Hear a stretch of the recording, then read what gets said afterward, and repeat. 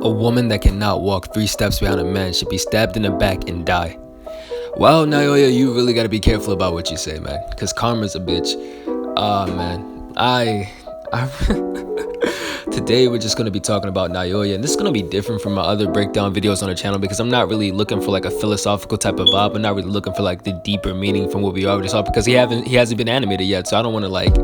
Typically, the character analysis videos will mostly come from characters in the anime until like it's like one of those deals where like let's say if I wanted to like review Berserk, where like Berserk like the anime hasn't finished yet, so I would have to do the manga. But for right now, let's just jump right into the video because honestly, Naoya is such a great character, and I just really feel like he gets hate, which he's supposed to be hate. He's not meant to be a likable character, but people don't understand that he serves the purpose of an antagonist. He's a really good antagonist for the purpose of being an antagonist. So let's just talk about, for one, I want to talk about why I believe Naoya is the way he is, and it makes sense for his character. He doesn't just start out being like misogynistic and, you know, like hateful and evil, this, that, and the third. It's kind of one of those things that was just bred around him. Like if you surround a kid around everybody else that acts the way that, you know, that he acts right now, like, you know, Naoya is a pretty like terrible person, that he was surrounded by terrible people. He was groomed that way. And not only that, it's sort of like a Bakugo situation where like from like at a very young age they were already stroking his ego. And I think we all used to be cocky little kids at some point. There was one point in life, let's be honest, where we all got a little bit like too big for our britches. Like we know we all been through that before, so that's understandable, right? But they didn't handle it properly. So let's just dive right into it. So let us start from the youngest Naoya we were introduced to.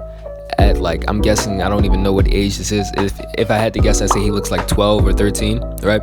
He was already told he was a genius, and everybody was already saying that he's gonna be the next hit of the clan, right? So you can already imagine how cocky and like arrogant he's feeling, right? He even goes on to say that, you know, he was talking about Toji when he references that apparently that man is the black sheep in the family. He doesn't have an ounce of cursed energy, bro, and I bet he feels so awful and pitiful that I'm ahead of him because I'm this little kid and he's a grown man. But when he's greeted with Toji, he seems like this look. Now, I want to say right now, I can already tell you that I felt that for the longest, like, kid Naoya looked up to Toji, bro. Because imagine thinking that, you know, you're about to go belittle a man and he's standing proud, he's not even worried about you, right? Toji is giving Naoya the same look that kid Gojo gave adult Toji, if that makes sense, right?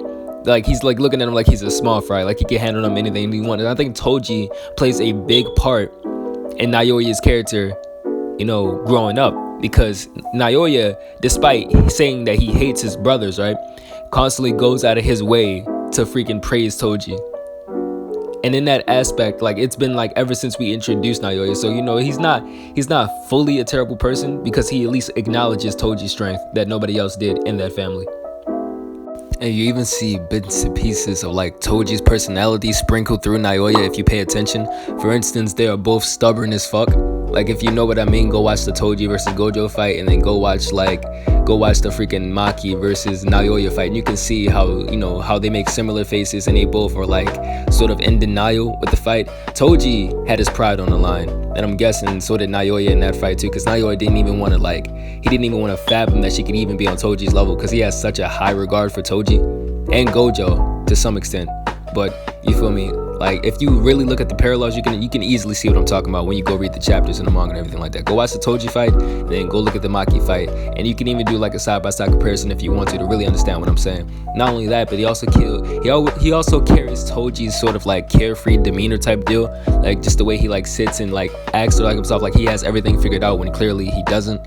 Even though Toji technically did plan everything, Naoya is just acting like, okay, I'm gonna do this and it's gonna happen. Because Toji, like I said, was a role model to him, so obviously that would explain a lot of his like demeanor and everything like that. Now you might be saying, well, Toji was never a misogynist and this, that, and third. Toji, you know, cared for women. He even had a child, this, that, and third. For one, we never really see Megumi's mom, and Megumi highly implies that Toji left his mom, right? I'm not saying Toji was a bad husband, this, that, and the third, right? But it was highly implied that, you know, Megumi's father, Toji, left his mom, this, that, and the third, right? Now, for obvious reasons, you might understand, okay, he wanted to like leave Megumi in a better situation as far as the Zenin clan goes, but we don't really know what type of husband he was, right? But I don't think that's where Naoya got his misogynistic ways from anyway. Let's look at Naobito for a second, right? Now, obviously, Naobito is the reason why freaking Naoya is such a misogynist. If you clearly look at the character, right, their characters, right, you can easily tell how Naobito treats women and where Naoya would have picked it up from, since that's his father and everything like that. Just look at how Naobito talks to Maki, this, that, and the third, right? It's easily Naobito is a terrible person, right? Obviously, he's a man of his word, though, because he left everything to Megami with the deal he made with Toji and everything like that. Obviously, he's a man of his word, right? So he's not as bad as freaking Naoya and the rest of his other like siblings and everything like that. But Naobito's not. He's not a good person, right? He relies solely on strength, right? Naobito believes in absolute strength, which is why he respects Gojo and he didn't really acknowledge Toji. And then you see that later on in the Shibuya arc, which if you haven't read the Shibuya arc, I don't know what you're doing. Go read the Shibuya arc. Something's wrong with you if you're not reading the Shibuya arc. But yeah, that's where I think he got the misogynist from. He got the misogynistic vibes from Naobito, and he got his sort of demeanor and cocky attitude and stubbornness from Toji. He's trying to be a mix of Naobito and Toji. It's a kind of a mix of who he's supposed to be versus who he wants to be, and they clash and they bring together the character of Naoya Zenin in my eyes.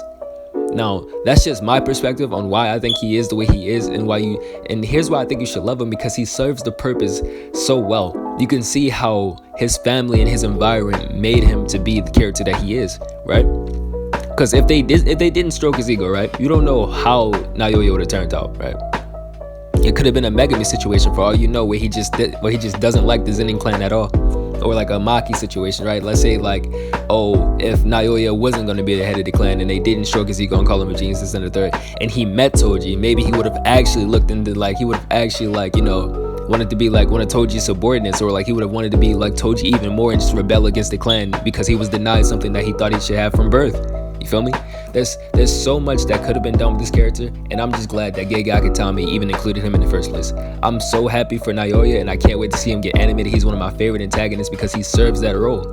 He's an antagonist and an antithesis to freaking Maki and freaking Megami, which we don't know what's going on with Naoya yet. I made a video, you should check that out, my video that's coming out, that came out before this video. But Naoya is one of my favorite antagonists, and I don't think that an antagonist needs to have like strong convictions for them to be a good antagonist. You feel me? Like Mahito is one of my favorite antagonists in this series. He is my favorite antagonist, right? But he doesn't have a clear-cut goal other than changing the world to the realm of curses, right? But everybody loves Mahito for the fact that they hate Mahito, so why can't you give Naoya the same treatment? With that being said, I'm done. You guys have a good day. Make sure to leave a like and a comment if you enjoyed this video, and please be sure to share the video. And I have a bunch of other Jujutsu Kaisen theory videos on my channel, so please go check that out if you haven't, and I will see you guys in the next one. Peace.